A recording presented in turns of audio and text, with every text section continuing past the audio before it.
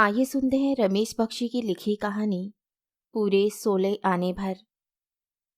लोग मुझे देखकर कहते हैं कि इतना बड़ा गुनाह करने पर भी यह शान से चलता है, एकदम बेशर्म है, नाक काटकर सिर पर रख ली है। इसकी जगह और कोई होता तो बेचारा कुएं में डूब मरता, और मरता नहीं तो बरसों घर से बाहर ही नहीं निकलता। पर मुझ पर कोई असर ही नहीं होता इन बातों का। मैं क्यों कुएं में डूब मरूं और क्यों अपना मुंह छिपाऊं? मुझे आज अपनी उस जिंदगी से दुख होता है जब मैं शर्मदार आदमी था, पानीदार आदमी था। कोई मेरे बाप पर उंगली उठाता था तो मैं चुप रहता था। कोई मेरी माँ को गाली दे देता तो मैं नम्रता से सुन लेता। पर आज बड़ा भारी गुनाह करके मैंने शर्म के फटे पुराने सारे कपड़े बेच दिए हैं और बेशर्मी की एक पतीली मोल ले ली है। पहले अपना गुनाह बता दूं। मेरे दोस्त कहते हैं कि मैंने कॉलेज में प्रोफेसर को बेशर्म कहा और चांटा मारकर उसका अपमान किया। एक बात भूल गया, वह प्रोफेसर पुरुष नहीं था, औरत थी। और बस श्रीमती प्रोफेसर को चांटा मार देने के गुनाह में मुझे कॉलेज से निकाल दिया गया। लोग चाहते हैं कि मुझे शर्म आए इस बात पर। अपने इस काम से दुखी होकर मैं कुएं में डूब मरूं। पर मैं कहता हूं कि श्रीमती प्रोफेसर को चांटा मारने से पहले तक मेरी हालत ऐसी ही थी कि मुझे मर जाना चाहिए था। पर इस गुनाह के बाद जब मैं बेशर्म हो गया हूं, न आज मरूंगा न कल मरूंगा। बात पिछले साल की है। मैं बीए में था। इंदौर के ही कॉलेज में पढ़ते 3 साल हो गए थे। सब मुझे जानते थे। सारे प्रोफेसरों से मेरी पहचान थी। यह एक आदत सी रही थी मेरी कि खाली समय में इधर उधर घूमने के बजाय किसी प्रोफेसर से बात करना मैं ठीक समझता था। इतनी बातों के बाद भी मुझे हमेशा अपने ऊपर खींच आया करती थी। अपने तई में कसमसाया करता था और उसका कारण था मेरी गरीबी। फटे कपड़े पहनकर कॉलेज जाते मन में कुछ ऐसा वैसा सा होता रहता था कि जरा जरा छिपा रहना भला लगता था, क्योंकि कोई यह कहे कि भिखमंगा है यह, इसके पहले ही मैं उसकी आंख से ओझल हो जाना पसंद करता था। मेरे कहने का मतलब यह है कि बात बात पर मैं शर्म से गड़ जाता रहा हूँ। उन्हीं दिनों कॉलेज में श्रीमती प्रोफेसर नई नई आई थी। मानता हूँ कि वे बहुत अच्छा पढ़ाती थीं। रोज रोज उनके कपड़े नए किस्म के होते थे। उनके हाथ के बैग महीने के 30 दिन जुदा जुदा रंग के होते। उनके सैंडल सप्ताहों तक अलग अलग तरह के होते। मैंने कई बार अपनी नोटबुक में उनके कपड़ों, बैगों और सैंडलों का हिसाब लगाया है। मेरा ख्याल है श्रीमती प्रोफेसर के कपड़े हों और पहनने वालियों की जगह मेरी 2 दर्जन बहनें भी आ जाएं, तो वे आराम से रह सकती हैं। मेरे विचार से उन्हें अपने मेकअप में रोज कम से कम 2.5 घंटे तो लगते ही होंगे। इससे ज़्यादा समय भी लग सकता है, मुझे नहीं मालूम, क्योंकि मैंने किसी को मेकअप करते नहीं देखा और ना मेरी माँ ने कभी मेकअप किया, ना मेरी बहन ने ही। श्रीमती प्रोफेसर से मेरी अच्छी पहचान हो गई। जब वे खाली समय में बैठी रहती, मैं उनसे साहित्य की बातें पूछा करता और उनके ठीक जवाबों से प्रभावित होता रहता। पहचान इतनी बड़ी, ऐसी बड़ी कि एक बार उन्होंने मुझे घर चलने को कहा। फिर जैसे तैसे पहचान बढ़ती गई और मुझे अपने तई अधिक खींच आने लगी। उनके 100 तरह के कपड़े, 50 तरह के सैंडल और 30 किस्म के बैग यह कहते थे कि मुझे अपनी गरीबी पर शर्म आनी चाहिए। और ऐसा हुआ भी। कोई सामने आ जाता और मेरी निगाह अपने ही फटे सैंडलों पर पहुंच जाती तो मेरा मन चाहता कि ये एकदम गायब हो जाए। तो अच्छा, पर ना ऐसा कुछ हुआ, ना होने को ही था। और दिन पर दिन शर्म बढ़ती गई। मुझे अपने रूखे बालों, मोटे कपड़ों, सड़ी कापियों से शर्म आती। मैं उन्हें छिपाने की कोशिश करता और जैसे जैसे छिपाता जाता शर्म दुगनी होती जाती। एक दिन मैं नीचे बगीचे के पास खड़ा हुआ था, तभी श्रीमती प्रोफेसर सीढ़ियां उतरकर नीचे आई। इधर उधर 100-200 लड़के खड़े थे। श्रीमती प्रोफेसर ने एक पैर आगे बढ़ाया कि उनके लाल सैंडल की एक पट्टी टूट गई। सैंडल पैर से अलग रह गया। तभी उनका चेहरा एक अजीब किस्म की शर्म से लाल हो गया। उन्होंने नीचे झुककर पट्टी को ठीक करने की कोशिश की, पर वे ठीक ना हो पाई। उनका पैर आगे बढ़ा कि सैंडल फिर निकल गया। श्रीमती प्रोफेसर 1 मिनट में पसीना पसीना हो गई। सबसे बड़ी बात यह है कि आसपास खड़े हुए लड़के हंस रहे थे। उन्हें यही लगा होगा कि ये लोग क्या कहेंगे। परेशान हो गई तो वे सैंडल हाथ में उठाया और एक नंगे पैर से आगे बढ़ी। तभी जाने क्या मेरे पैर में भी चुभ गया। वे तिलमिला गईं। उनके चेहरे का रंग गहरे से गहरा होता गया। किसी तरह वे कमरे तक पहुंची और चपरासी को भेजकर सैंडल ठीक करवाया। मेरे देखते तो यह बात बहुत छोटी है। पट्टी टूट गई तो सैंडल हाथ में उठाया और चली गई। इसमें शर्म की कौन सी बात है? पर नहीं, कुछ देर बाद में मैं उनसे मिला तो वही बात वे ले बैठी। मुझे अभी तक शर्म लग रही है। क्या सोचा होगा लड़कों ने? मुझे हाथ में सैंडल उठाकर एक पैर में सैंडल पहने और एक नंगे पैर से आना पड़ा। मैं बिल्कुल कार्टून की तरह लग रही होंगी। मैंने उन्हें बतलाया, इतनी ज़्यादा सोचने की यह बात नहीं है। पर वे नहीं मानी मेरी बात। उन्हें रह रहकर ये बात याद आती थी और उनके कानों की लोर लाल से तेज लाल हो रही थी। मुझे यूं लगा जैसे उस विचार भर से उनकी धड़कन तेज हो रही थी। वे बड़ी मुश्किल में अपने हाथ मल रही थी। ऑफिस के हेड क्लर्क को अगर चपरासी की जगह काम दे दिया जाए, मोहल्ले के भले आदमी के घर अगर कोई डिग्री ले आए और घर के बर्तन भांडे खुली सड़क पर नीलाम करने लगे और जाति के पंडित जी को भीड़ में गधे पर बिठाकर निकाला जाए, तो जितना अपमानित ये लोग अपने आप को समझेंगे, उससे कहीं अधिक परेशानी श्रीमती प्रोफेसर महसूस कर रही थी। मैंने सोचा कि ऐसी छोटी छोटी बातों पर अगर मुझे शर्म आती तो अभी तक मैं अधमरा हो गया होता। एक बार मेरे जूते ऐसे खराब हो गए थे कि पहनने में भी चुभते थे, तो मैं उन्हें थैली में रखकर बाजार जाता और दूर से ही देख लेता कि वे लाल शर्ट वाला आदमी पहचान का आ रहा है तो जूते पहन लेता। ये तभी करता जब आदमी जोरदार दिखता और बगैर जूते के उसके सामने जाने में मेरा अस्तित्व खतरे में पड़ने का अंदेशा होता। बातें कर उसे विदा कर देता।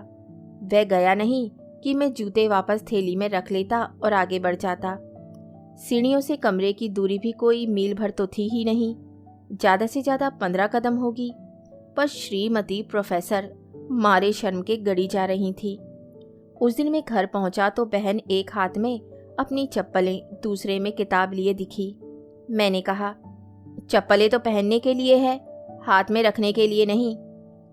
सो तो मालूम है, पर पट्टी टूट गई है, रास्ते में ठीक कराकर स्कूल चली जाऊंगी। वे बहुत ही सीधे ढंग से बोली। तुझे चप्पल उठाकर ले जाते शर्म नहीं लगेगी?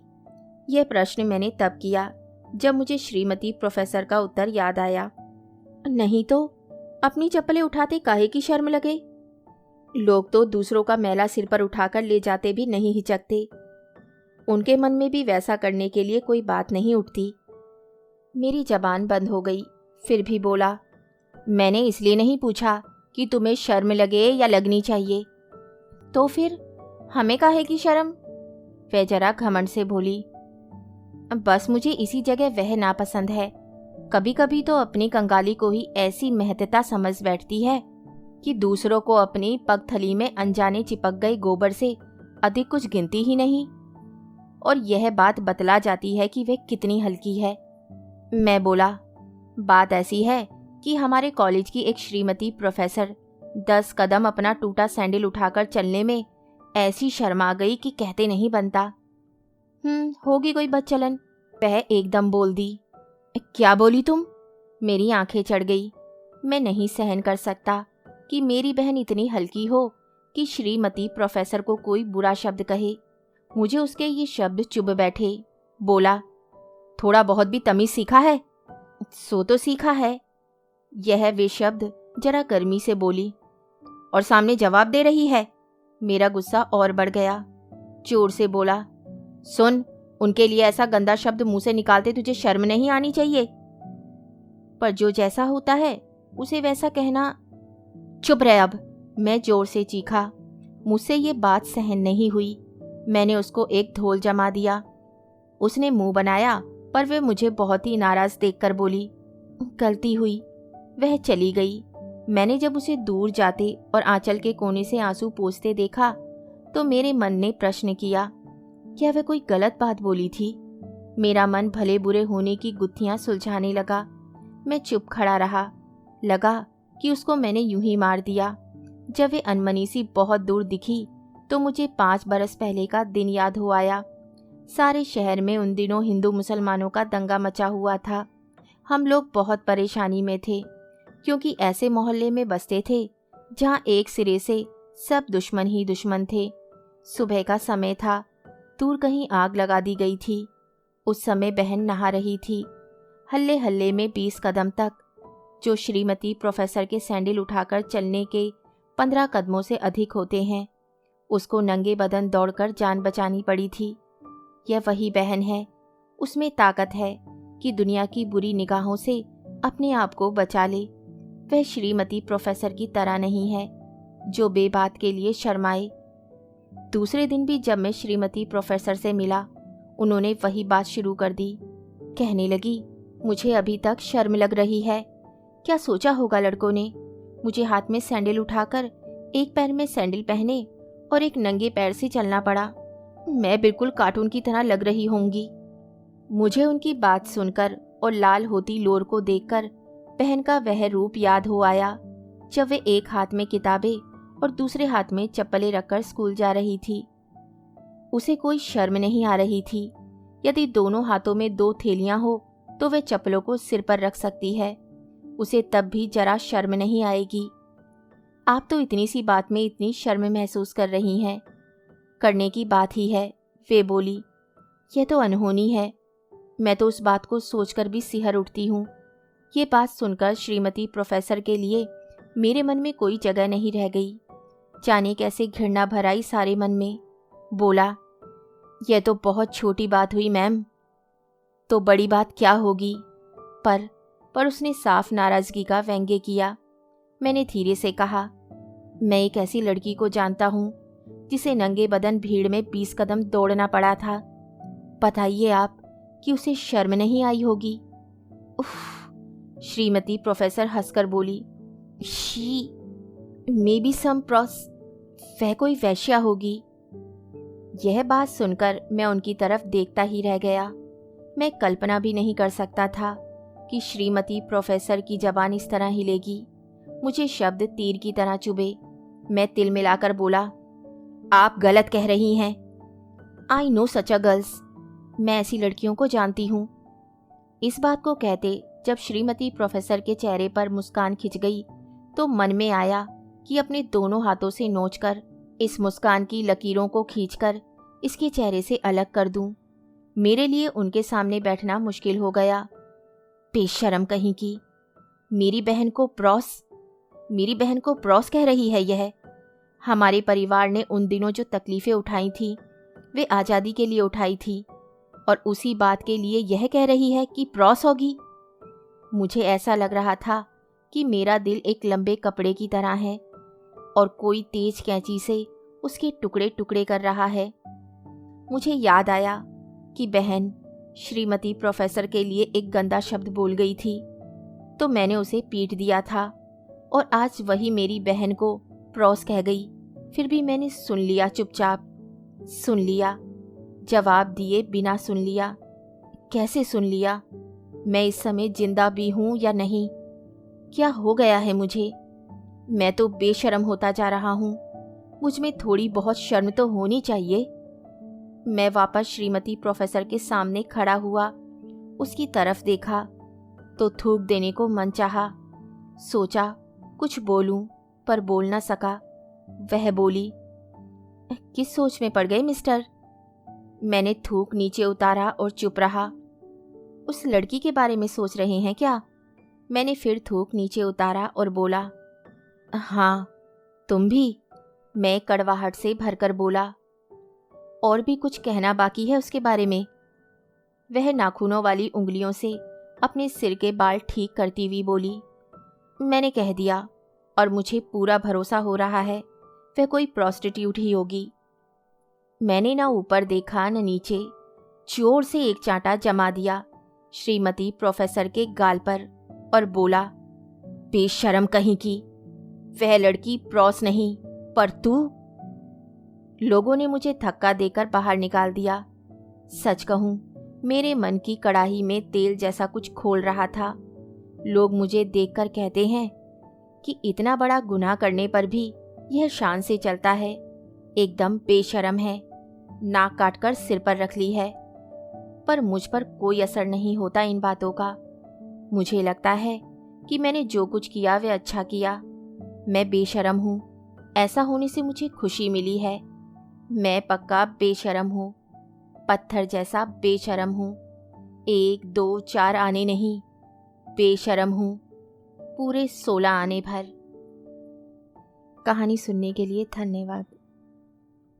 तो इसी के साथ मैं आपसे विदा लेती हूँ और कल फिर मिलती हूँ एक नई कहानी के साथ।